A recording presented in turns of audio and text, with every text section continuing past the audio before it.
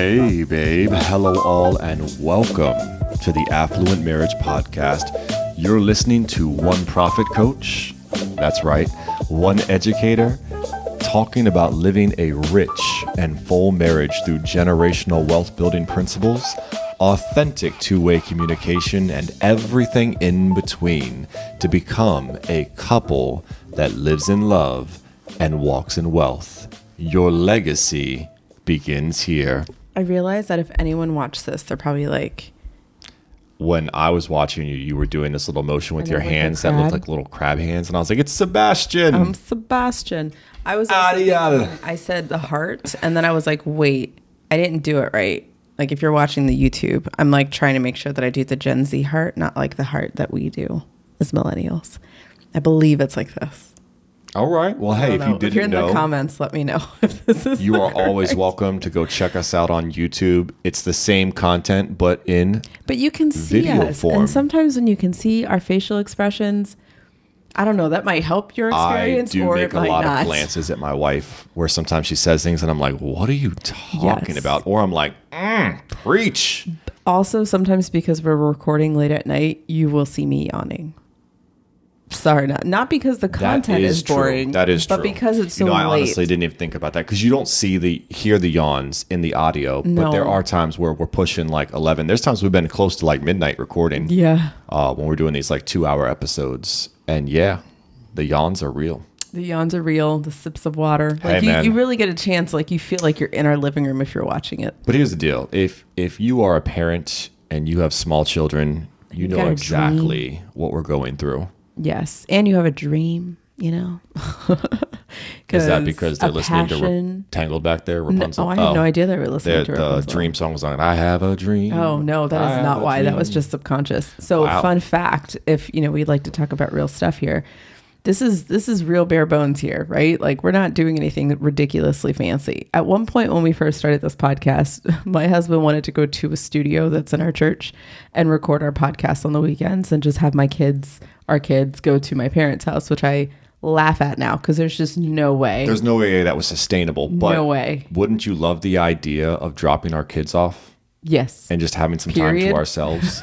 I mean, that's what it was really about. But your parents were like, does it really take 6 hours to shoot a podcast? You have no idea. It does. It sure does. It really does. But so we do this at home, and the way that we've made it work for us is that we do the podcast after the girls go to bed, which sometimes they might be in the room at like 7, but they don't go to bed until like 9 because they're just like wired.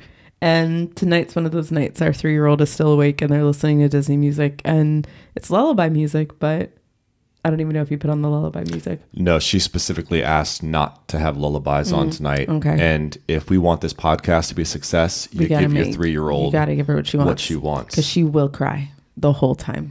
Throw a fit.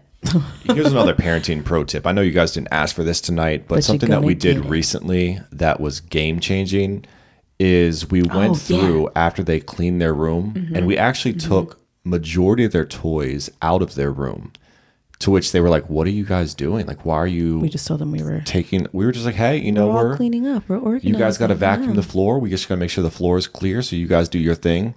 Left the toys in our room until they went to bed that night. And I know my 3-year-old's listening from the background, but we basically put all of their toys, I'd say 3/4 of their toys into storage. Yes. So now all they have left are and this isn't cruelty here, these are the actual toys that they actually play with. Yes, we only left them with like the doll houses, the dolls, the toys that they make believe with, the things that they actually play with day in and day out. We left those toys. See, but the reason why we did this is because our 3-year-old loves to dump things out. So we have a toy chest in there, which we thought would make the messes that much easier because then we could just clean up easily. And we had it all organized. And then I quickly realized that our 3-year-old will just dump it all out. You have to understand that when we wake up in the morning and we walk into their bedroom, we just see their toys poured out all over the floor. And it's like they're playing a game of just like walking on hot coals. It's the worst. Like, it's just, how can I maneuver to my bed without piercing my foot with a Lego brick? And not only that, like our oldest likes to keep all of the stuff that is like my sister cannot touch this, and she keeps it on her bed. She's very territorial. Golly. So then she has like up in her bunk bed a whole host of toys from God knows when that just stay up there, and then we can never find them when she wants them because it's just under blankets. And to be fair, we have described them, the castle builders and the castle destroyers, Yes. right? The one that likes her castles built and pretty wants to keep those castles in her bed. and they're all important. Everything has its own home. Her dolls have their own beds. There's blankets over them. They have makeshift clothing. Like she'll take toilet paper and make clothes for her my dolls. gosh. Right? She's very creative and crafty. Materials for days. And then you look in the bottom bunk and there's a bunch of books that are just shredded. Yep. Like she's just gone through and ripped up books, and there's pieces of paper in the corner of her bed. We don't even know how they my got there. gosh. Stuff's been chewed up. Like it's It's real, man. It's real. Sophia went through a phase where she ripped up books too, but Peyton is just like, yo, I will make you.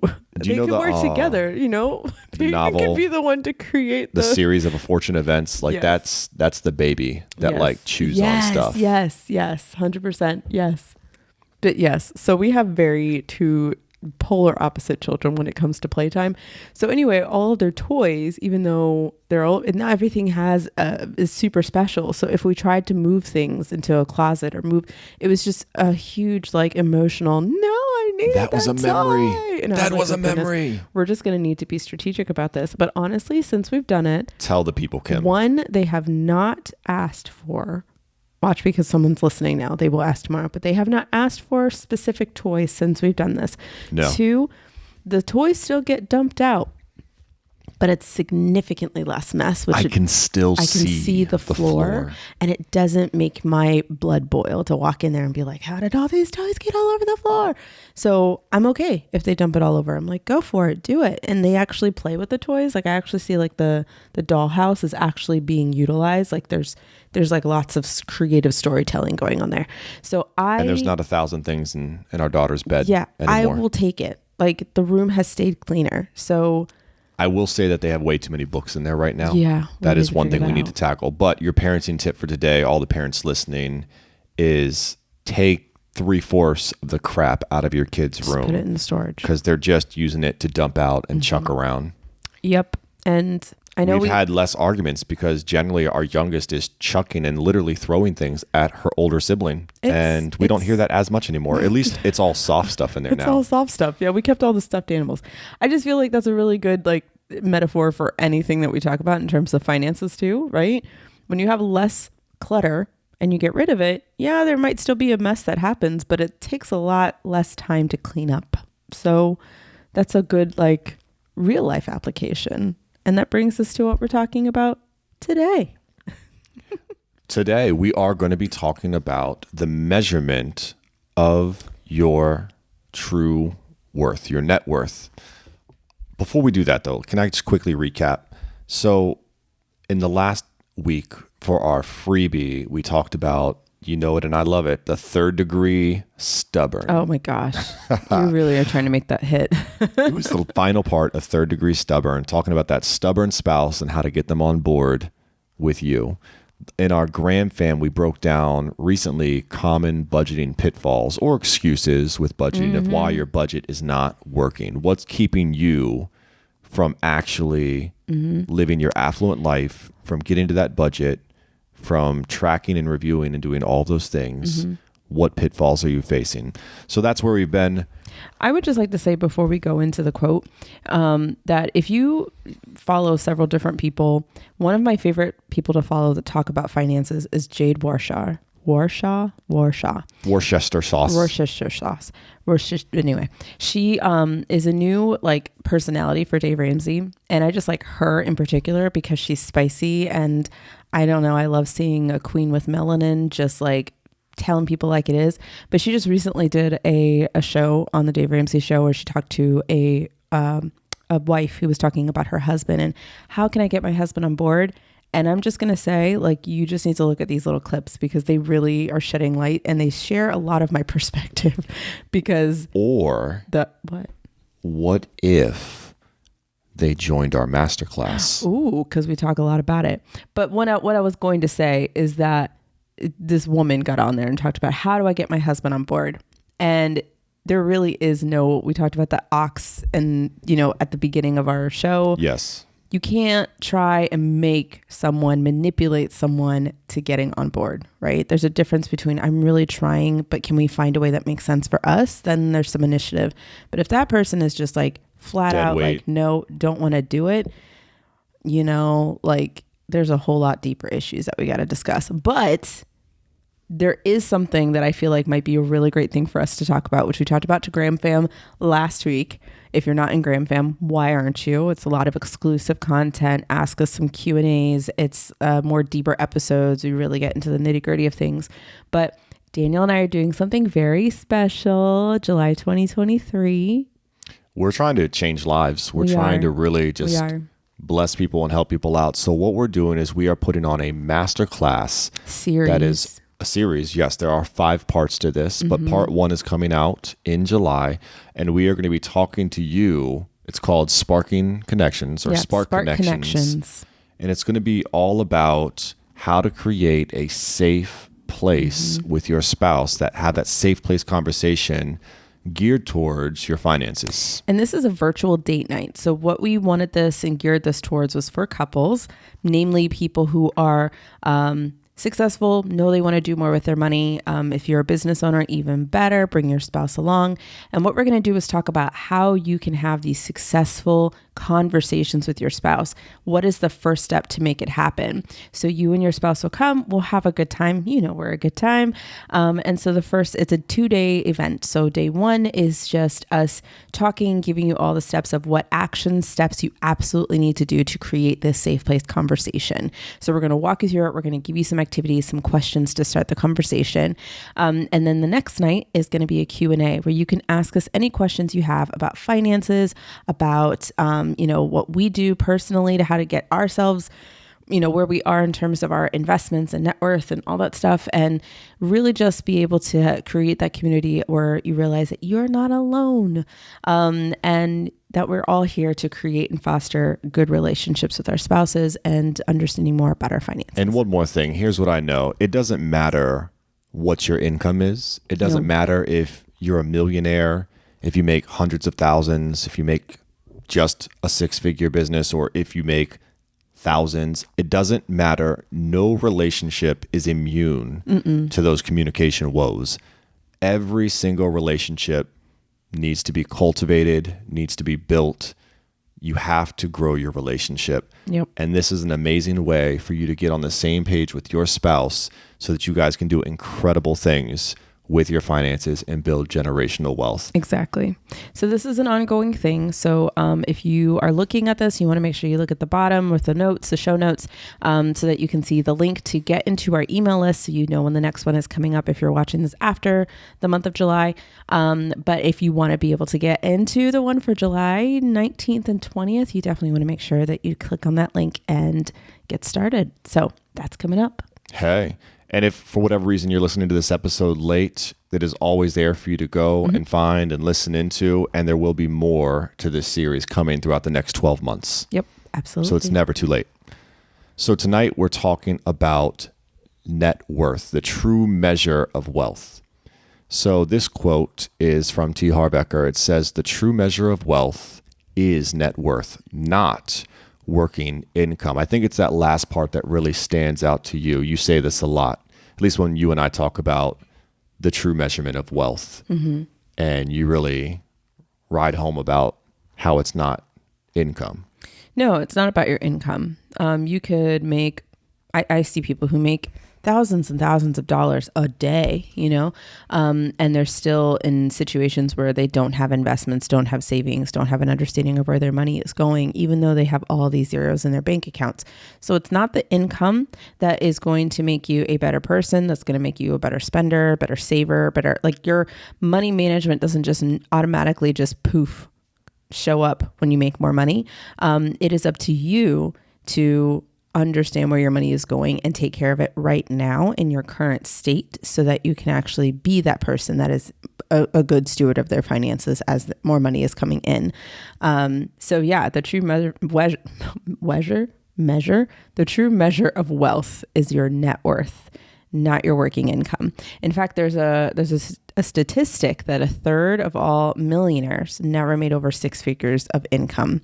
So that is something that's really important. Say that people. again. A third of all millionaires have never made over six figures of income. Wow. So that tells us a lot of things. There's hope for a lot of people out there that aren't making six figures, that they too can be a millionaire. A third, that's substantial. Yeah, substantial for sure. So you can take that excuse out of the way right now that you're not good enough or you're not making enough or whatever. Like, you can do it on what you currently have. It's just about intention. You really, it came to me when you said that it doesn't matter what your income is right now. With great financial management, with great responsibility and discipline, and not being a child and just scooping up and buying whatever you want and using all of your wealth, you can be a millionaire just like a third of millionaires who have never had a six-figure income. Yep. That's incredible to me. And it gives me hope for a lot of people. Yeah. If you really caught on to that and you like, what? I can do that too. And I'm only making X amount a year, my 9 to 5, like I can do it. Yeah. It doesn't mean, it's a simple statistic and it's very possible for you. Does that mean that it's easy? That's the part that people like to think, well, that means it's easy. Never said it was easy, but it is 100% possible for you. So let's get into this. Several factors contribute to a person's net worth. All right. Actually, let's do this. What is, when people are listening, my favorite thing to talk about. And people say net worth, like what is, a lot of people know what their income is because that's what they get paid. Right? And they get their paycheck. But like net worth, what is that? So a lot of people think when you hear, a millionaire, they think, a millionaire, that means they're making $1 million. That is not what that means. So a millionaire means that you have a net worth, meaning you have in bank accounts, investments, that everything that you have around you in terms of your, what is the word?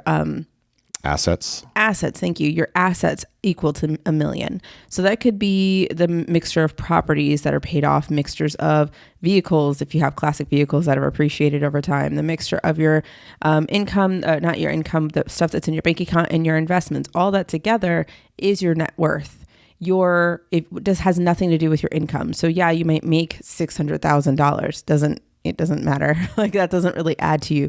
It's what you do with that money that actually creates a net worth of $1 million. And that's actually the status of a millionaire. So you can make $1 million and not be a millionaire. Your net worth has to be $1 million for you to be a millionaire. So it is like the sum total of all of your assets. Correct. And so we want assets working in our favor. We want more assets and less liabilities. And we're going to talk a little bit about what assets are and what that looks like and versus what liabilities are.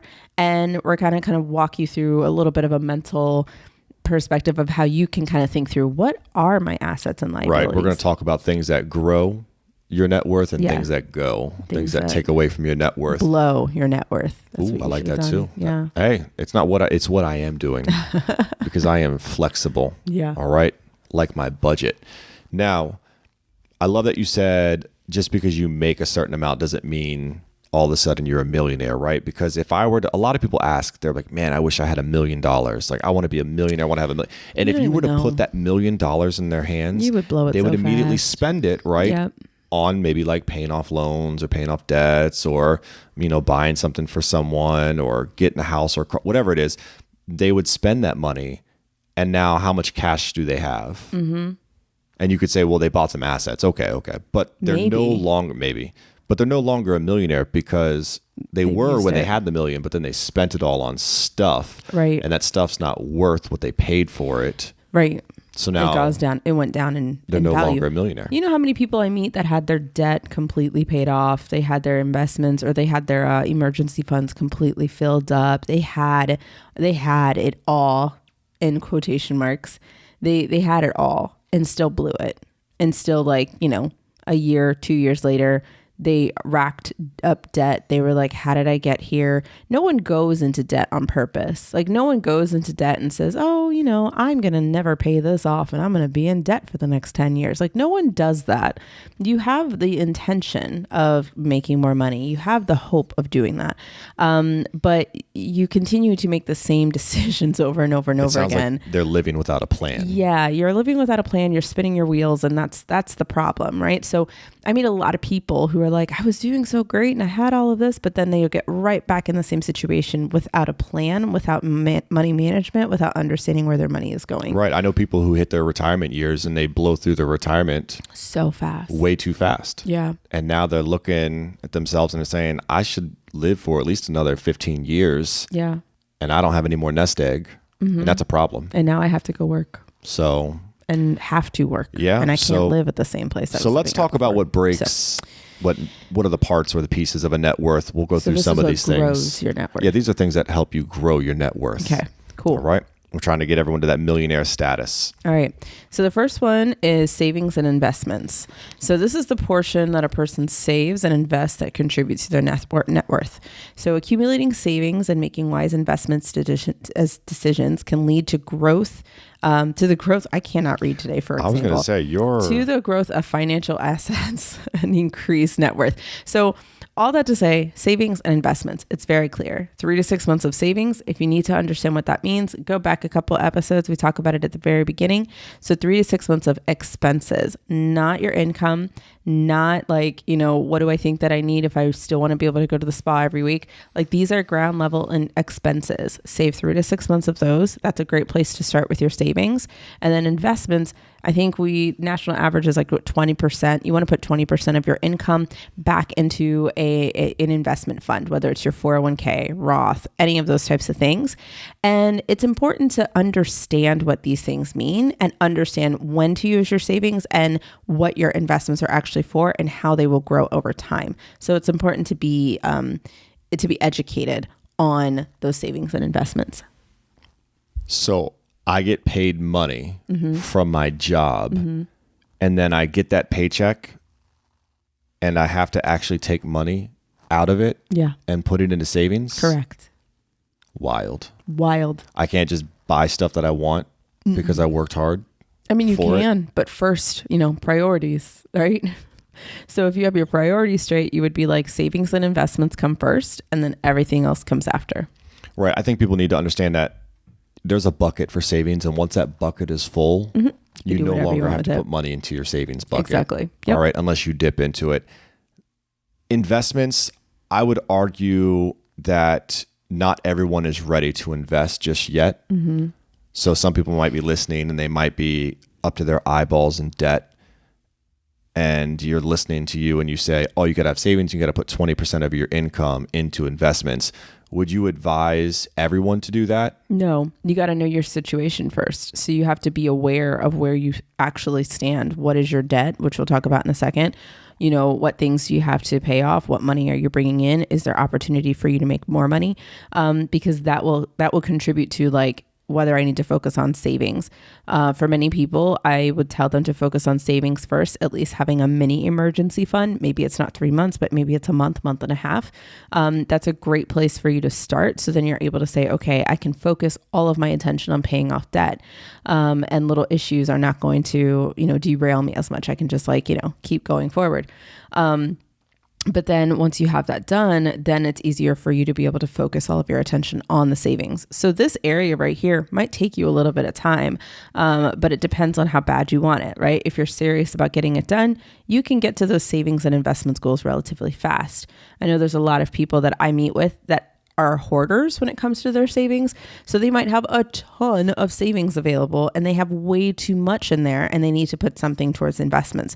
So you need to make sure that you have people around you or you are willing to talk to someone to say, hey, what do I do? There's all this money. How much do I actually need in my savings account because I'm fearful of X, Y, and Z, and come up with a plan to make sure that you have an answer for any of those fears, and then put the rest in investment so it can grow for your future. So there's a lot of stuff that happens in the savings and investment part.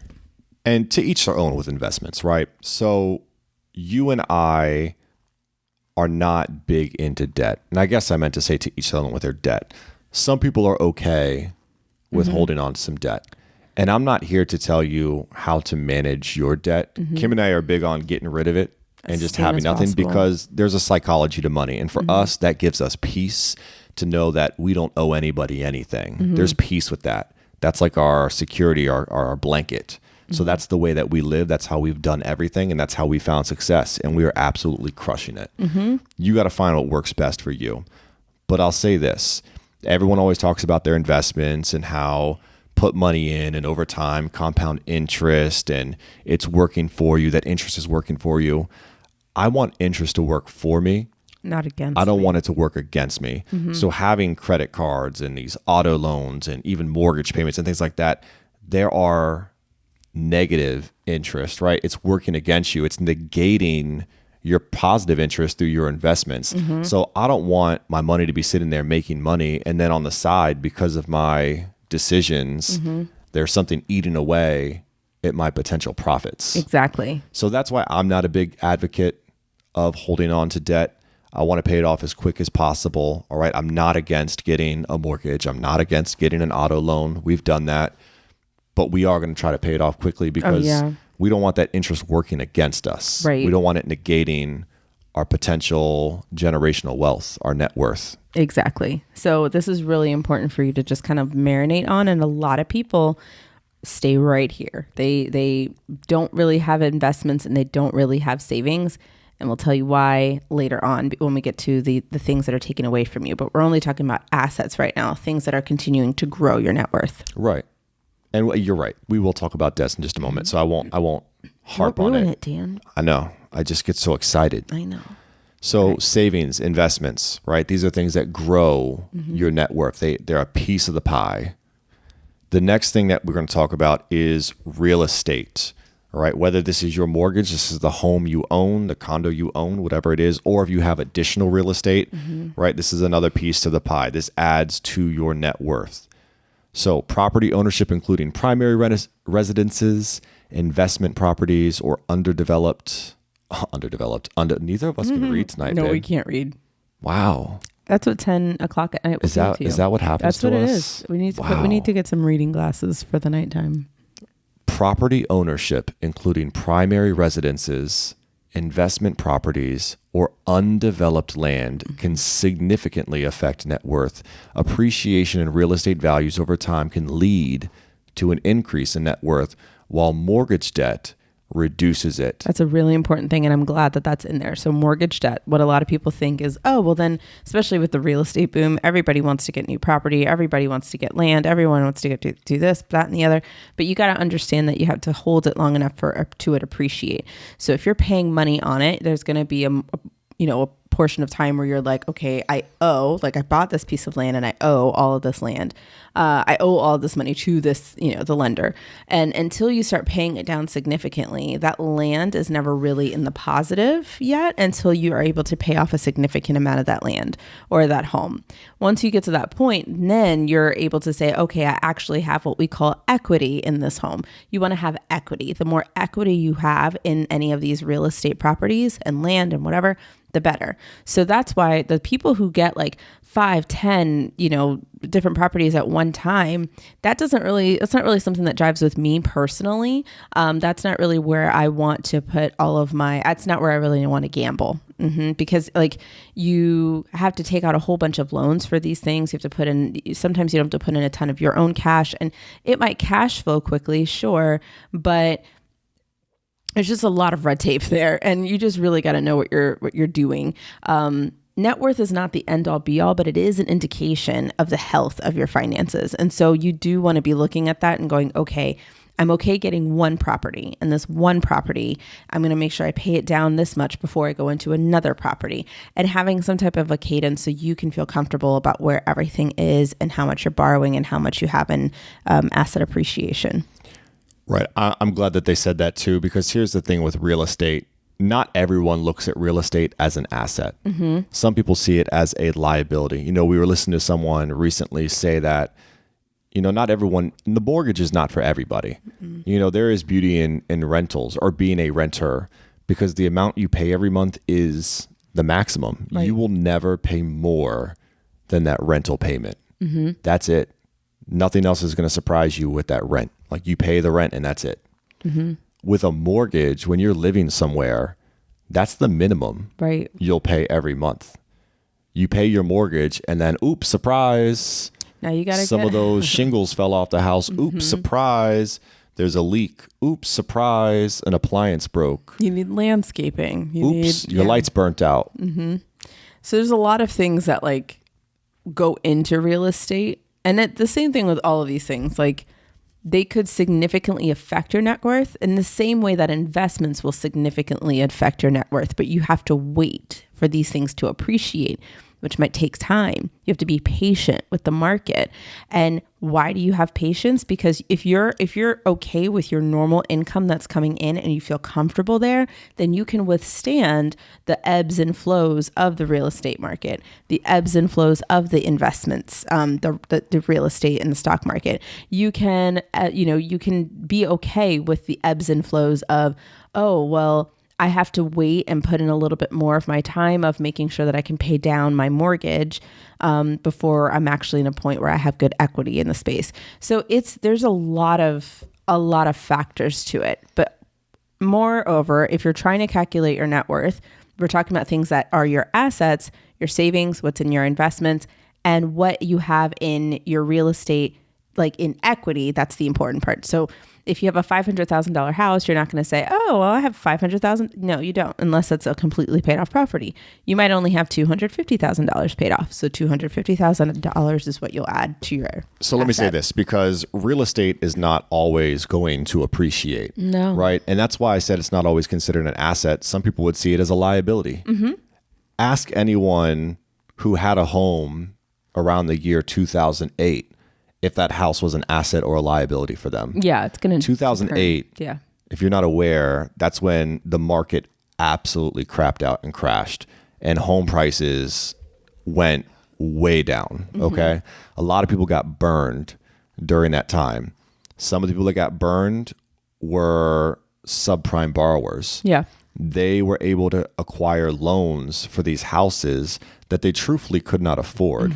But what they did is they worked it so some of their early payments were low so they could afford it. But then in years to come and months to come, the payments would go up. And I'm sure what they told them is like, hey, you might not be making, people just make more over time. You're going to make it work. So the payments start low. You're going to be able to pay it. You know, if you got extra money, put it aside. When those payments get a little bit higher, you know, things have improved in your job and your work, but that didn't happen. And now they got way too much house they can't afford. They're not able to make the payments. They go to sell the house, but what's the problem? The house isn't worth what they bought it for. Right. And now they're underwater. Same thing with flippers, right? House flippers. They bought these homes. They were valued at a certain price. You know, it takes 6 months or however many months it takes to flip a home. They go to flip and sell it. And what happens? They're all undervalued now. So anything could change in the market. It's anything could can change. It's a risk, right? Real estate is a risk. So for those of you out there that are saying real estate is the way, it's an asset, I need to collect all of this. Like it's always a risk. It is, which is why I think we're very risk adverse, which is why we were like, we would like to be able to have the house majority or full paid off. We want to know that we have equity in our power. We want to make sure that we have full control over the property. Well, as much as we can. It's a condo.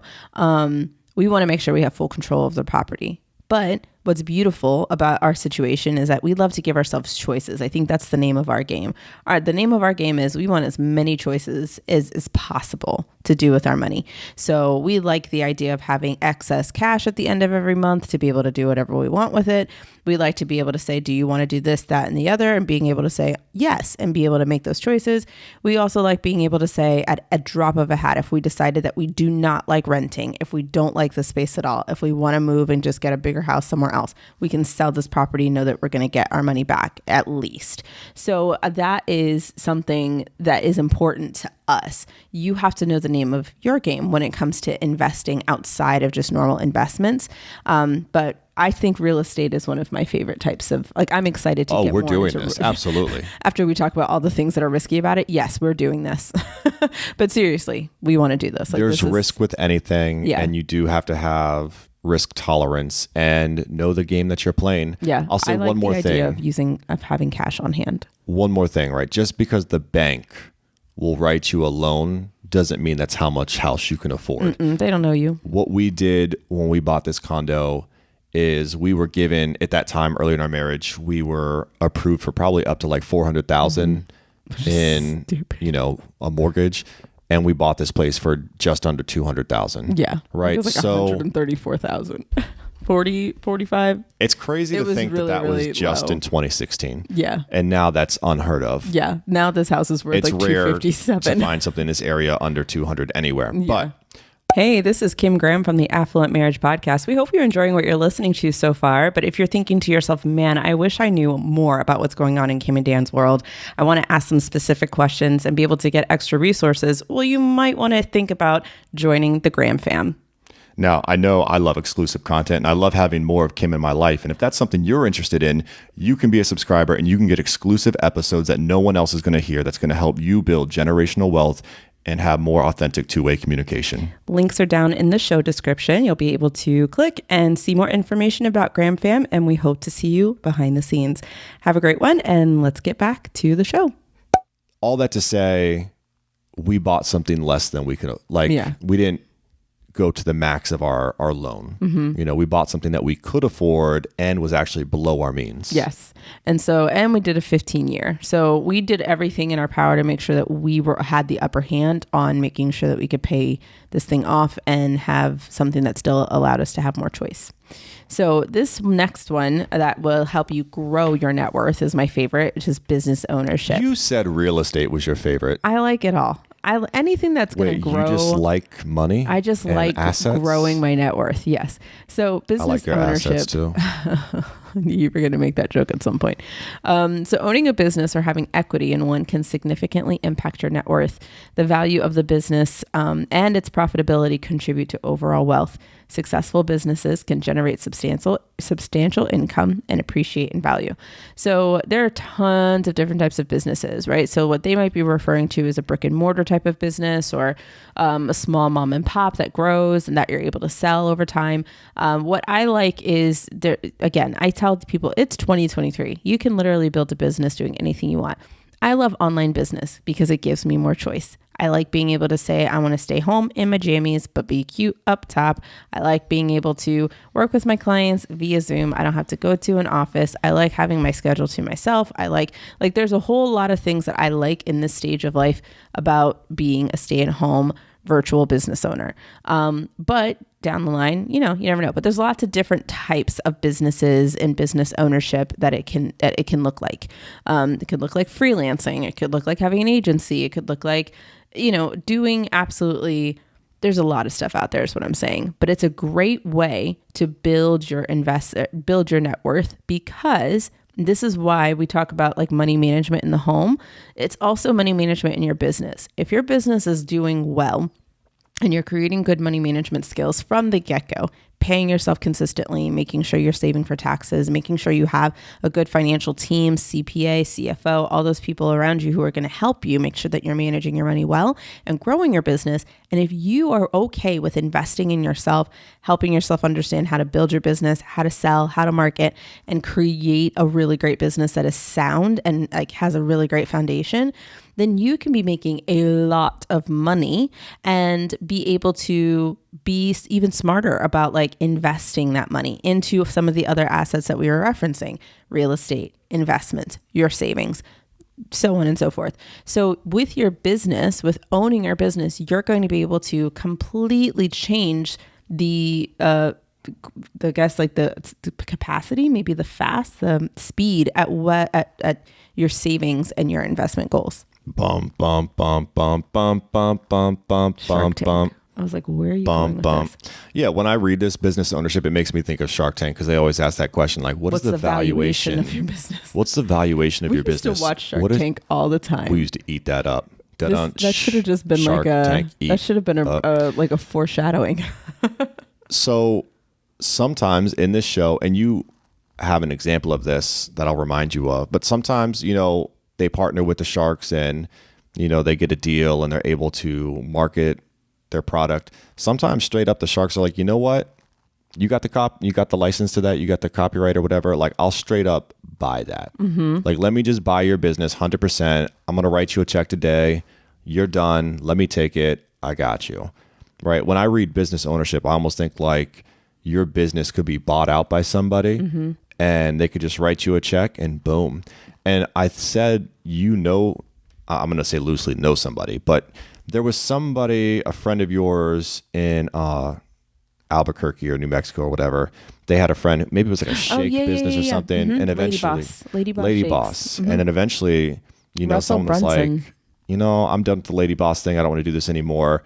I'm going to sell it to someone 100%. They can have full ownership of the business. And they wrote her a check, right? Russell Brunson, who is like, big time, wrote her a check and said, you got it. Like, you're done.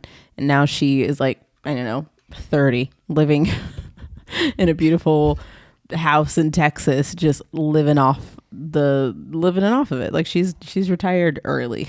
She can do whatever she wants. She can go back and work and do whatever she wants. Yeah. But when I see business ownership and how that adds to your net worth, right? Your business has a valuation. Your business has a number. What is it worth? And that can be towards your net worth. Right. Exactly. So business ownership is it's a good investment. If you're okay, same thing with like we talked about savings and investments and real estate, it's all a risk. You're either going to have to get a loan to put yourself out there, and you're going to have to learn more about how to build, how to make sure that you're a good landlord, how to make sure you know how to flip, there's risk with it too. But even with business ownership, there's risk in like investing. Wait, not every business starts up is successful? No, it's not. In fact, more often than not, they're not. And the reason why they're not is because of poor money management. Yeah, most businesses fail within the first 3 years. Because of poor money management. So, it's no matter what, it's a risk. But if you have the perspective of a long-term game, you have no choice but to be successful because you're going to make it so. So we talked about this one a little bit before when we talked about savings, but investments is a major component of your net worth, right? Financial investments such as stocks, bonds, mutual funds, retirement accounts, other investment vehicles contribute to your net worth. The growth and returns on these investments increase the value of your portfolio and positively impact your net worth. So a lot of companies have a type of Roth, right? They either got a Roth 401k or 403b. A traditional Roth. Right? They have SEP IRAs, right? We have SEP IRAs for small business owners. Okay, well, Roth IRAs. Roth IRAs. Sorry. Yeah. So I think I was thinking about that because you recently set one of those up, right? Or looking to. So anyways, and there is an IRA for the Roth. So if your business has one of these, the company that you work for, they might do company matching. So they might match up to like 5%, which is free money. And you're an idiot if you don't do that. I just had a client who started working for Southwest and they matched 9.6%. Up to 9.6? No, 9.6%. That's incredible. Insane. They have insane, like the perks that they get as Southwest. Like Southwest knows how to treat their employees. You say what you want. So look, if your company matches any one of these retirement plans, you absolutely should be considering that. 100%. It's a great way. It's free money to build your net worth. Yeah. Absolutely. So I know we already talked a little bit more about investments because we talked about savings at the beginning, but when you talk about investments, this is the vehicles that we're referring to. And so I said this to Graham House, go through your old employer accounts, go through things and like do some digging to find out if you have some money that you had left over in some of these accounts so you can roll them over into one place so that you can see it and watch it grow because all of that contributes to your net worth over time. That's all we'll say on that.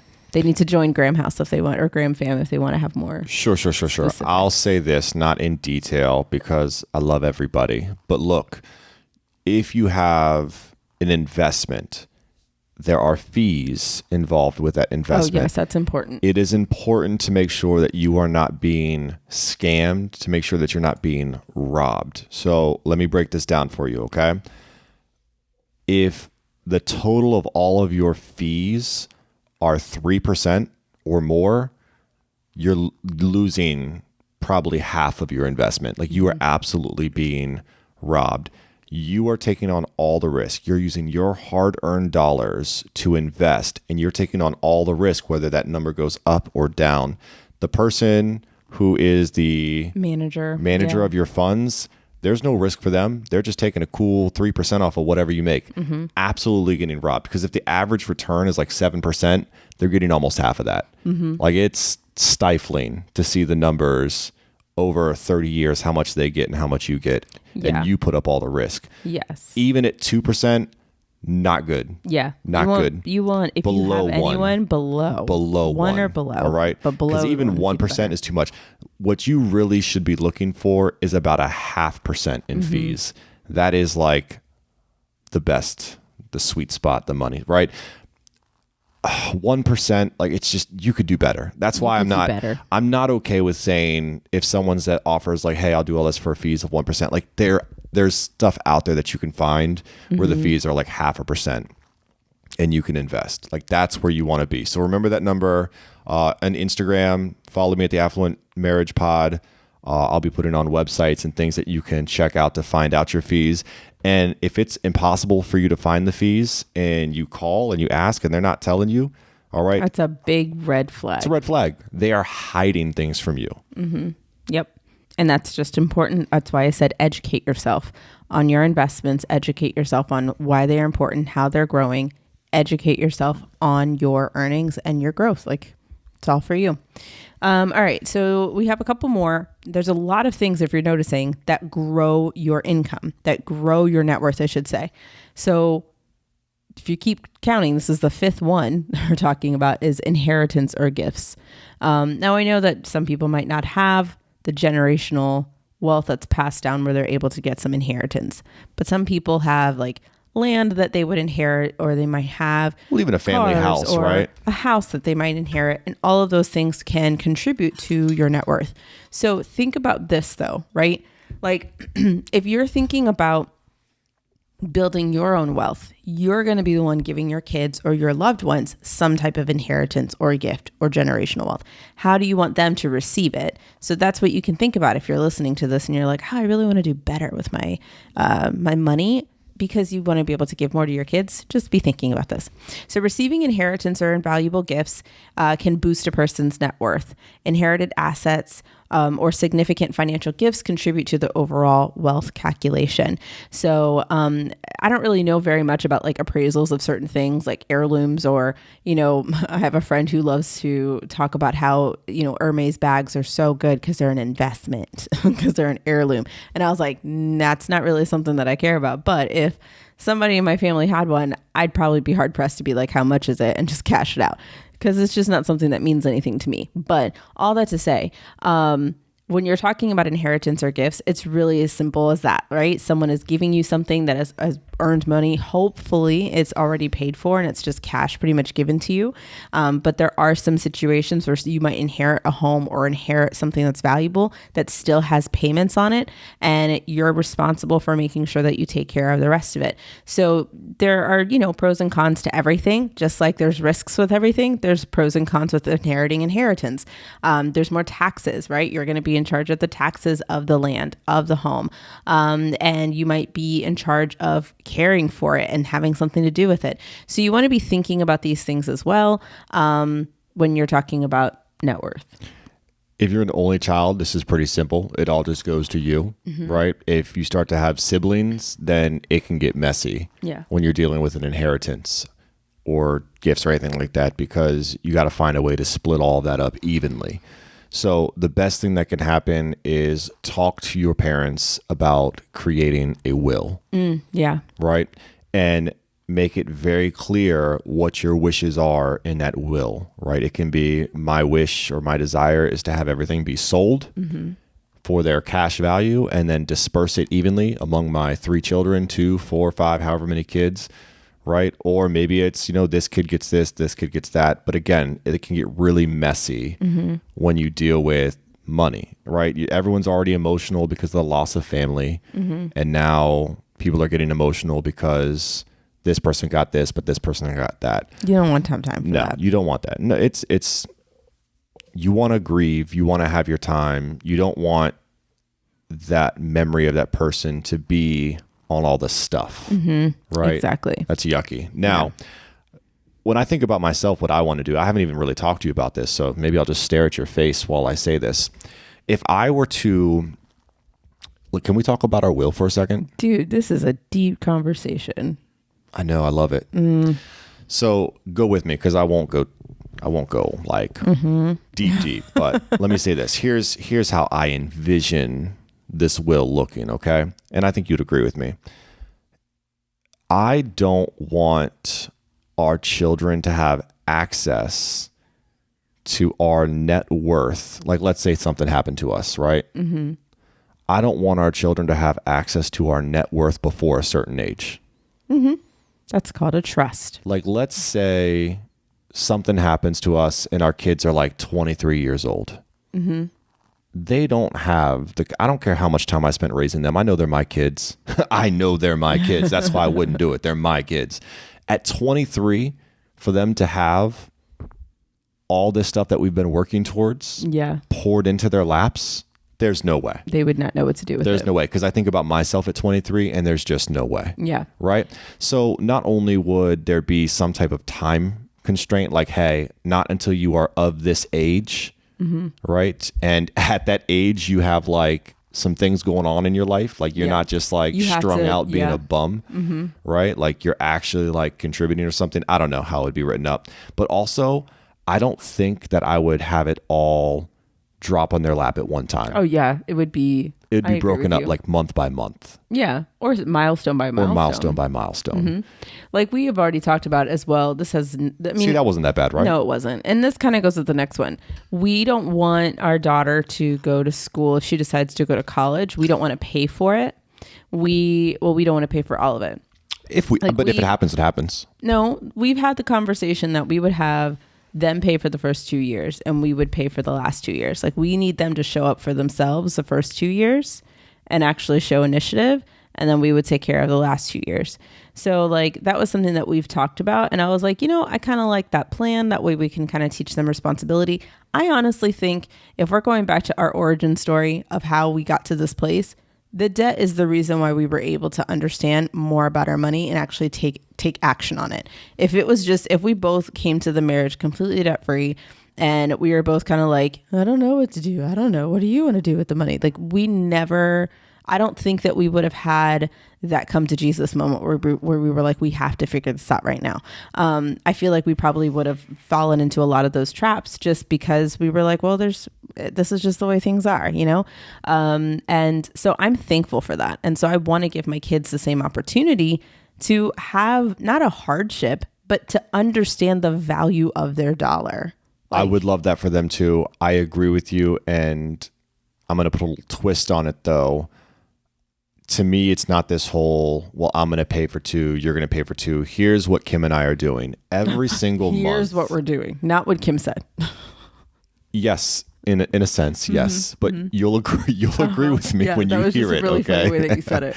Here's what Kim and I are doing, all right? Every single month since our daughters have been born, we are putting money into a 529 for each girl. Correct. All right. And we've also found free money through Maryland where every year we just apply for this thing and we get a free like $500 for them every year. It's pretty awesome.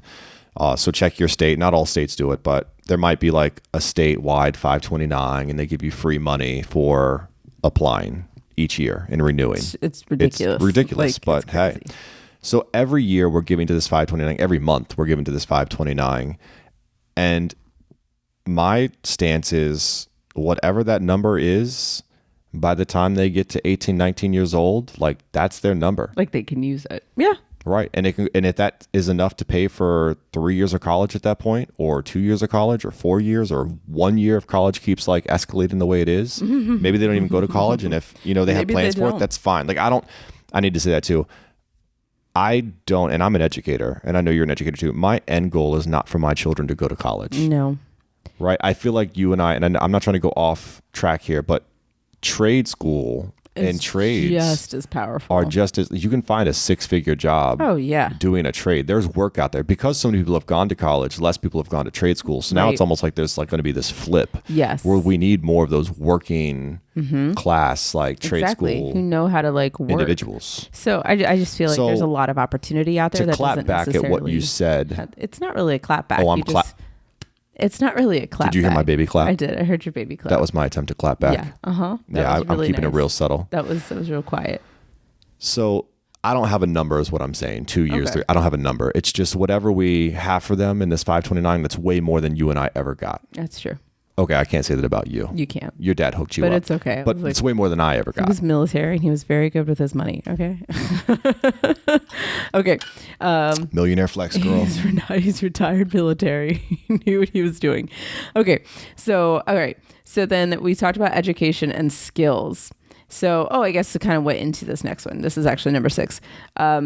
Did we talk about this one? We did not, but it does tie into 7. That's why I put them close to each other. Oh, okay. Well, then education and skills is important. Building your education, getting a better job that allows you to invest more, getting better skills that is valuable. That also applies to your net worth because it will affect it over time. So let's just go to income. So, Well, let me say this though. I want to stay here for a second. okay. Career growth. Yes. Choosing an occupation that has growth. When you first went to school, the career that you had in mind was to work with children, Yes. but be like a minister, like a I wanted to be a children's children's minister, pastor. a children's pastor. And your father said, "Hey, whoa, He's a very smart guy. who is also a pastor, BT Dubs." But that wasn't And he his was like, first whoa. choice. What if you went into education? You could still work in children's ministry, Mm-hmm. but you have a career that has more room Mm-hmm. for growth and income levels, Again, choice. and pension, Choice. and benefits and healthcare. Yes, choice. There's a move here, or you could do children's ministry, but You're missing out on a lot of You're benefits. you're pigeonholed into this is the only thing that you can do. Now, you're not in education now, but I would argue That was that was an incredible, piece of advice that That your was- father gave you yes, agreed. when you were 18. Agreed. Because it again, choice. It really, I wanted more choice. That's not the reason necessarily that I came to him asking for that, but I went to one semester wanting to do children's ministry, was very excited and proud of it. And I was like, this is what I want to do for the rest of my life. And then he said, hey, why don't you think about this as your major? Because there's broader opportunities. You're going to have more choices. You don't know where you're going to want to be in the next 4 years. And I'm happy that I had the vision to be able to say, you know what, you're right. Like I might want to do something different, or I know 'cause That's my really hard father's for a teenager pastor. to do. I know. My dad's a pastor. He was in the military. So this is something that's truly his passion, but he's like, you want to be able to be in a position where if you want to make more money, you can. And you live in a very expensive space. So for me, I was like, okay, well, if I worked in education, every church is going to want me. Like, they're not going to be like, oh, I'm sorry, you don't have a minister license. You can't. No, they're going to be like, we'll work that out. You come here. You have a lot of information. You have a lot of like stuff under your belt. We'll work the rest of it out. But if I ever wanted to work part-time somewhere and worked full-time somewhere else teaching or whatever, I had more flexibility and I liked that idea. So that he appealed to my flexibility, I guess, gene in my brain that's like, yes, I like the idea I like of options. not being pigeonholed into one thing. So yeah. So thanks, Dad. Which goes into your income, which is the Income. amount of money a person earns annually. And that plays a significant role Mm-hmm. in building wealth and increasing net worth. Notice it was not saying it plays an insignificant role in your net worth. It does not. But how you use it in building wealth and will increase your net worth. So if you're using that higher income, sorry, I just like did that for you. Go ahead. So just like you said about millionaires, a third of them have never seen 6 figures and yet they're millionaires, right? Higher income allows for more savings and investing opportunities, which can grow your assets over time. But that's not the only way. A lot of times we see people with higher income have higher spendings, Exactly. that lifestyle creep. Exactly. So when you have higher income, when you have the management skills to say, this is a savings opportunity, an investment opportunity, and I can grow my assets over time, that's when you can actually say that your income allowed you and helped you build your net worth. But it was not the income itself that grew your net worth. So that's where it's really important for you to understand all of those bonuses you get when you get more money, when you get work hourly or you work overtime or whatever. Those are opportunities to build your net worth. The more energy and intention you put towards building your net worth, the better you're going to be. Like the more positive that you have on your side in terms of building wealth. All right. So these have all been ways to grow. There's a lot of ways. There's a lot of ways. Like 7 different ways. I would argue that there's more ways out there that we have not named. Agreed. Right? There are things that may be a little bit more uncommon or novel. But there are ways to grow your net worth. There's also ways to blow up. Is that what you said? Yeah, I said glow. You said grow, and I said blow. You could blow your net worth using these things. So if you're following along, right, we can go through. I'll do what you do when you normally go back up to the top. Okay, you're going to give us a little recap here? If you want to know your net worth right now, here's what you can do. I want you to go through your savings and investments. Okay. Go through any real estate property, any equity you have, and have a number for all of these. If you have a business, that's going to be a little bit difficult because you don't really have a valuation of your business, but business ownership, and inheritance, if you have any inheritance, and that's pretty much it. So if you're going to look at all of those factors, and if you have a solid number for those things, add that number up and put it in one column of a paper. Okay. Your vehicle too. Any type of asset that you have. Anything that has additional value. You want to put that in there, and you want to add that and just do a column that just says assets. Those are all of your assets. Now we're going to talk about things that blow your net worth. These are called liabilities. Debt. Surprise, surprise. No, debt and liabilities, right? The presence of debts and liabilities negatively impacts net worth, right? Mortgages, loans, credit card debt, other financial obligations reduce the overall value of assets and can limit wealth accumulation. Wah, wah, wah, wah, wah, wah. Did you like that? That was actually, that was pretty good.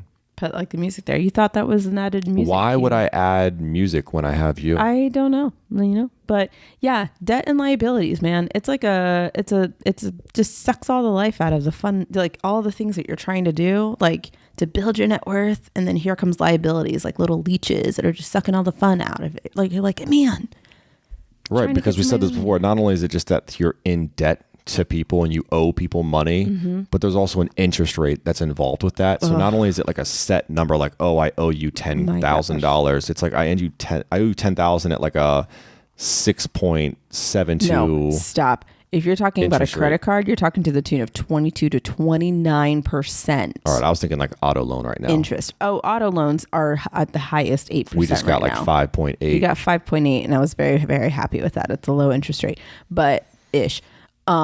But yeah, credit cards can go up to 29%. Right, because there's been a lot of Fed hikes. So a lot of the interest rates have been going up as they try to combat inflation, to no avail, because everything's just wildly expensive. And now we just have high interest rates. Meanwhile, do you know how much you can get for your savings account? Tell me. So if you go to a high yield savings account, and you're looking for a good interest, right? You want your high interest on money that you're saving. You want it working in your favor. The highest you can get right now that I've seen recently is like 4.5%. Wow. Is that not like... I remember the days you could barely get 0.1% is what people were normally getting in their savings. And then with the Fed hikes, we're taking advantage of it by saying, okay, in your savings account, make sure you take advantage of this Fed hike, move your money around to different high yield savings so it can continue to boost up, right? But I can't believe, like, that just drives me insane that the stuff that you're wanting to build your money, build your sandcastle, dude, it's like Peyton and Sophia, building your sandcastle, your net worth castle, right? And it's only giving you just a little bit, like a little 4% increase. That's it. But then you have this credit card, this mortgage loan, this auto loan, and all these things, and they're all taking all together like 45%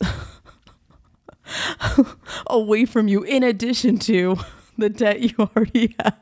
Like, it just knocks down your little sandcastle that you're trying to build. Right. It severely inhibits your ability to accumulate more wealth It's when you have ridiculous. this negative interest working against you. And it's probably even eating into your wealth. Yeah. So now your numbers not only not going up or going up slowly, but now it's probably going down. Yeah, So it's the worst. not Guys, great interest should be to working have in your these, favor. yeah, these interests just eating you alive do every it. single month. Like Don't. you gotta get out of these debts. Yeah. All yeah. right. So anyway, if you can't already figure out, like, your debt and liabilities literally will tank you in terms of your net worth. So in the other column that we were just mentioning, you want to have one that's just for debt. So you want to write down all the debts you have, any liabilities that you have, anything that you owe, and you want to put it on the other side. So that the house that we were talking about, anything you owe on your home or on your car or whatever, you're going to put it on the other side. And these are all things that are going to basically take away from your net worth. So I feel like that's very clear, debt and liabilities. Absolutely. Lifestyle and expenses.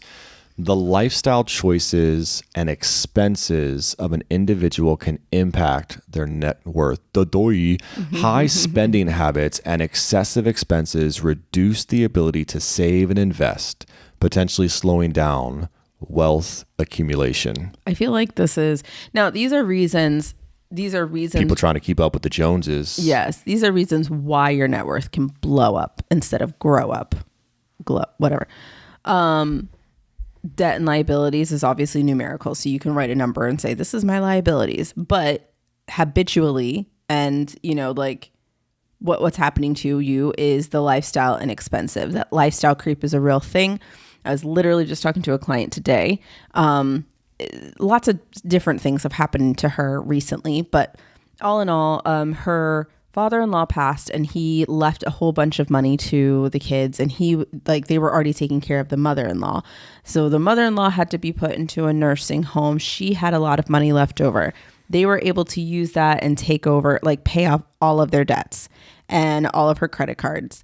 And basically they're starting on a clean slate as a result, right? And so I was like, okay, so what are you going to do with this? Because her husband just got a raise at his job. He's now salaried.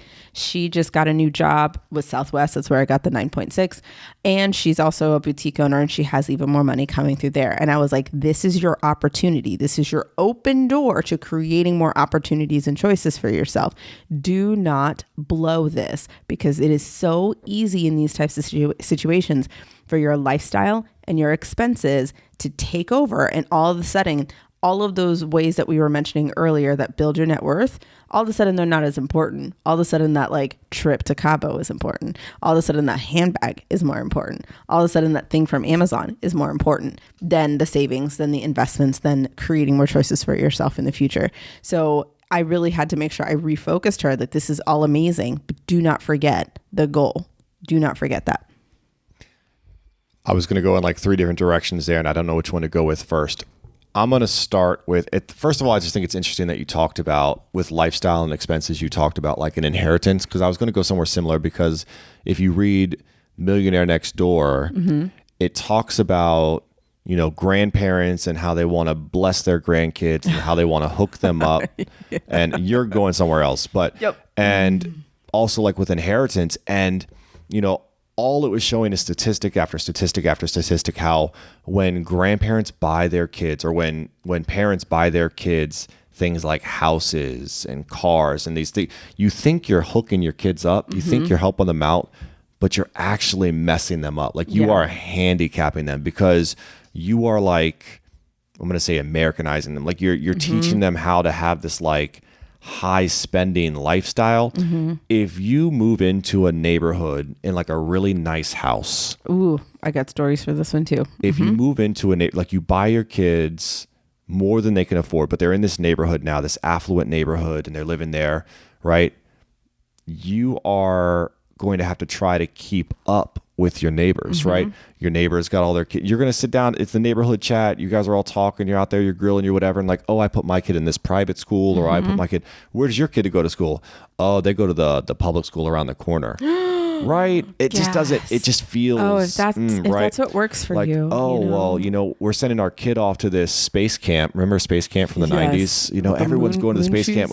Do you want to go with the community? We're all going to space camp. Or, oh, we just had this guy power wash. He's going around power washing all of the houses, and you need yours done too, man? Or we're all getting our streets repaved. Do you need to? So it's like HOAs are going up. It's almost like you try to look the part when you end up in this neighborhood. So all the statistics, right? This is not just me talking. Like I've read statistics from Millionaire Next Door, right? That you're setting up your kids to fail when you, and I'm not going to say spoil, but when you buy them something that's outside of what they can gift, control, or outside of what they can, right? Out of their means. Like if they couldn't afford the thing to begin with on their own, you got to ask, is it really encouraging them to make better choices, or is it putting them in a bracket that is it aiding them in biting off more than they can chew? So lifestyle and expenses, right? We even mentioned our own personal example, how our first mortgage purchase was something that was below our means, like not even at our means, right? If the bank gave us $400K, even if you said, all right, we're going to use $250,000, like that would sound responsible. Like, okay, they gave you $400, but you used $250 and you bought yourself a nice little place. But we didn't even do that. We went $100,000 less than that and bought something for $150. Yep, and then renovated, which was way below our means. But it allowed us more choices, and we never felt pressure in where we were. Like we never felt pressure to look the part, be the part, whatever. Everyone's here is very. It's pretty much the same.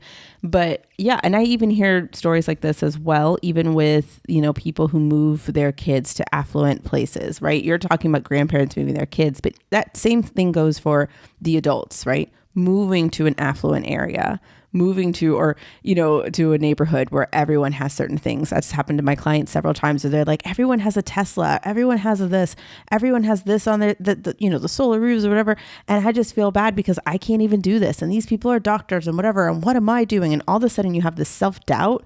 And I'm like, hold up. Since when is their success? Since when is their success the status quo?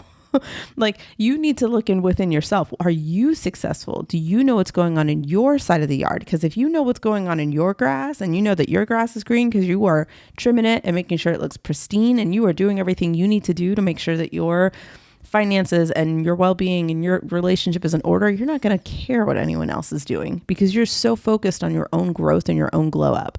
So I just think, lifestyle and expenses can totally lead you down a path where you are going to create and take on more debt and more liabilities, which is going to drag your net worth down. No matter how much income you make, you're never going to be able to catch up unless you and look, there's a lot of broke doctors and lawyers out there, right? Not only are their student loans like just astronomical, right? Because they've been in school for so long and they just keep borrowing, but they also fall, they succumb or fall to this whole notion that because they are viewed in society as like this doctor or this lawyer, they have, if they want to be perceived as like a good doctor, they should have a nice looking car. Because if you're going to choose someone to be your doctor or lawyer, do you want that lawyer that's driving the hoopty? Right. Are you a good lawyer? Like, are you like Daredevil or Froggy or whatever from Froggy?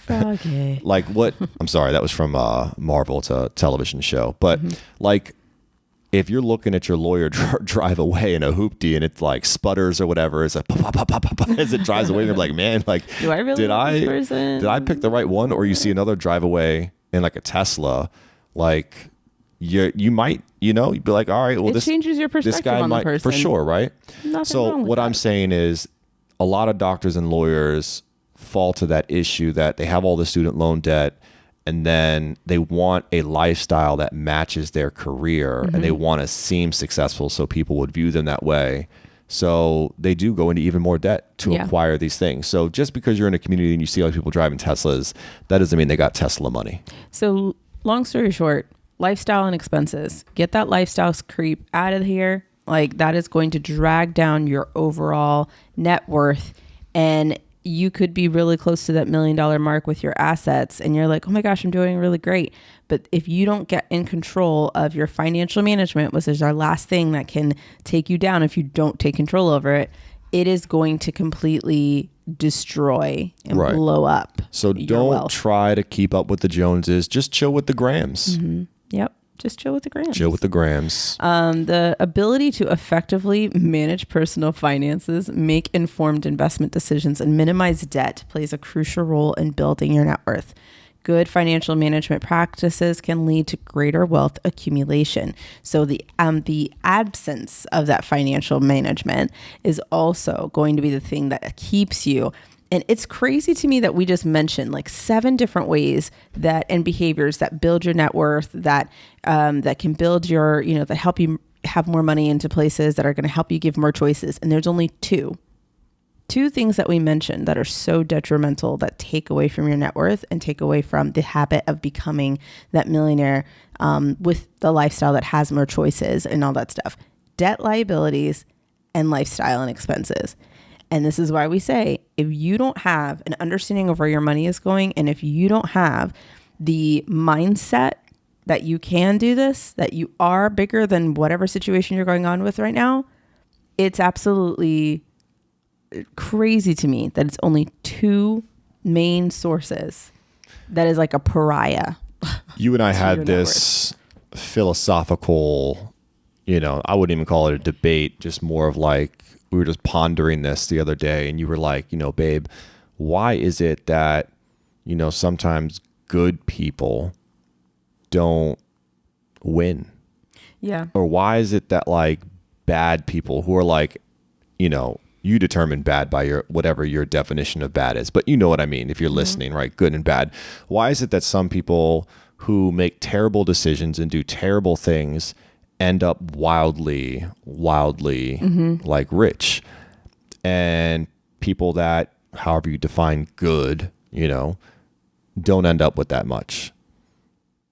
I would argue that regardless of how you come to your wealth, if you don't have good financial management practices, it's not going to lead to more. We can sit here and talk story after story of celebrity, professional athlete, lottery winners. However they came to their wealth, they lost it all. There's like ESPN documentaries on people who lost it all. They did a whole series on that, right? If you don't have good financial management practices, I don't care how much money you have right now or how you got that money. If you're not managing it well, it's not going to lead to more. No. And like you just said earlier in the show, 33% of millionaires have never seen 6 figures, right? If you're sitting here and you're all bummed because the person next door got a lucky break and their stock jumped up way high and they sold, or, their house evaluation went through the roof and they sold, or whatever it is, whatever their millionaire flex, if you will, like what they have going for them that you don't, it doesn't matter if they don't have good financial management. Right. I don't care what your situation is, if you keep trucking along and doing what you're supposed to do day in and day out, month in and month out, year in and year out, it's going to lead to greater wealth accumulation, just like 33% of millionaires. Exactly. And just like the tortoise and the hare, it's those slow and steady wins the race. It's those intentional decisions to change your habits, to change your mindset, to change and be aware of where your numbers are, and to take the time to plan what your next steps are. That is the steps. That is the thing. It's the small elementary things. Like sometimes I'm like, oh my gosh, it really is so elementary. The more I think about like things that I'm telling my clients and the things that we're talking about, it's so elementary. But if you do it, it will lead to such insane wealth and insane, like just gratitude and feeling of contentment in your finances and how you talked about money. It's insane. So you want to make sure that you are being intentional about your management of your funds. Hey, man, it's going to eat me alive if I can't remember what this is called. What is it called in like a play where like everything is going wrong, and then at the very last moment, something like miraculous happens or whatever, and it like turns things around. There's a name for that. And it's okay if you don't know. It's going to eat me alive, and I'm going to say it later in the show because I'm going to look it up. But I feel like a lot of people over here are like holding on to like their grandma's like genie looking lamp, and they're rubbing that sucker hoping, you know, that something's going to pop out and give them 3 wishes. Like they're legit. Yes. They are hoping for like, oh, if I just win this, or oh, if this good thing just happens. But like, I have some clients who are waiting for property. Like right, they're like, getting it as inheritance. And they're just waiting for someone to die. They're just waiting. And I'm like, Man. guys. I'm like, look, I can't do that. You guys are out here looking for this one big moment to come to like help you out. You got to stop. Wait, like that moment is right here and now, and it's called your budget. Yeah. You do that day in, day out. You manage that well, and you're going to see more, right? Stop waiting for this genie to pop out of a bottle. It's not going to happen. It's not. It really isn't. I wish it would. Because trust me, I wish it would, but it's not. That's not the way that it occurs, that you have this unforeseen like moment that just goes poof and it's all here. You know, like you have to have that continuous moment of like, okay, I need to continue every single day 1% better, looking at your numbers, being aware of what's going on. That's what it takes. He's looking up the theater terms, and I'm like, don't worry, you're gonna find it. I'll find it. I'm like, I'm thinking about the story, like the story arc. Right. It's just like everything is going wrong, and then in that final moment, something unexpected happens that like saves them, and all is well. You know, it happens in every plot, right? Everything is dark, everything's going bad, and then boom, something happens, right? Everyone's waiting for that moment to be rescued, and it's not coming. Like you need to take care of yourself and budget day in and day out. Nobody's coming to rescue you. That's what I want to tell people about this student loan thing. Nobody's coming to rescue you, boo. We'd love for it to happen. And what would be the worst thing that could happen, right? You paid it off, and then all of a sudden they're like, we forgive it. Okay, well, you're already 10 steps ahead of everybody else who decided to wait. Like, you're already 10 steps ahead because instead of worrying about that, instead of having that stress on your shoulders, you decided to start investing instead of holding on to that cash flow. You decided to, you know, move on with your life and kind of like break free from that and be like, I'm done with this. I'm not waiting for you anymore. Like, who wants to wait? Who wants to be that damsel in distress that's just waiting for their prince to come save them? Like, especially if you're a female, you understand what I'm saying here. Like, come on, you could do it. You leave the saving of the world to the men. I don't think so.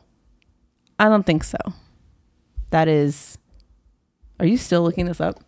I'll figure it out later. He's going to figure it out. But that's from The Incredibles. But seriously, it reigns true here. Do not wait for some other government official who has no idea who you are, no idea how much you're making, no idea your situation, no idea your mental health, no idea the struggles you're going through, dictate what you can and cannot spend. Get yourself an understanding of where your money is, pay everything off if that's what you're able to do, and move on with your life. You create your story. I love Mic that. Drop. Boom. Except your mic's on a stand. All right, Kim, give us a call to action.